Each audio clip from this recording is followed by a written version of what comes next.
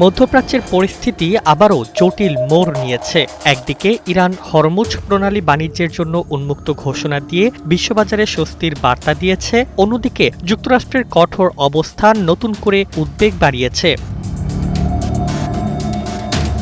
ইরানের এই সিদ্ধান্তে বৈশ্বিক জ্বালানি সরবরাহ স্বাভাবিক থাকার আশা তৈরি হলেও একই সময় মার্কিন প্রেসিডেন্ট ডোনাল্ড ট্রাম্প স্পষ্ট করে দিয়েছে সময় খুব সীমিত। তিনি সতর্ক করে বলেছেন, আগামী বুধবারের মধ্যে স্থায়ী কোনো চুক্তি না হলে যুদ্ধবিরতি আর বাড়ানো হবে না। এমনকি প্রয়োজন হলে ইরানের ওপর আবারও বড় ধরনের সামরিক হামলা চালানো হতে পারে। বর্তমানে দুই দেশের মধ্যে 14 দিনের একটি অস্থায়ী যুদ্ধবিরতি চলছে, যা দ্রুতই শেষ হতে যাচ্ছে।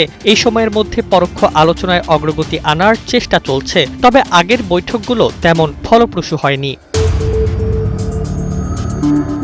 বিশ্লেষকদের মতে যুক্তরাষ্ট্রের এই কৌশল মূলত চাপ প্রয়োগের অংশ। নির্দিষ্ট সময়সীমা বেঁধে দিয়ে ইরানকে দ্রুত সিদ্ধান্তে আনতে চাচ্ছে ওয়াশিংটন, তবে এতে ঝুঁকিও রয়েছে। সমঝোতা ব্যর্থ হলে পরিস্থিতি দ্রুত যুদ্ধের দিকে গড়াতে পারে। সব মিলিয়ে হরমুজ খোলার মাধ্যমে যে স্বস্তির ইঙ্গিত মিলেছিল তা এখন অনিশ্চয়তায় ঢেকে গেছে। সামনে কয়েকটি দিনই নির্ধারণ করবে মধ্যপ্রাচ্য শান্তির পথে এগোবে নাকি আবারও সংঘাতের আগুন জ্বলবে।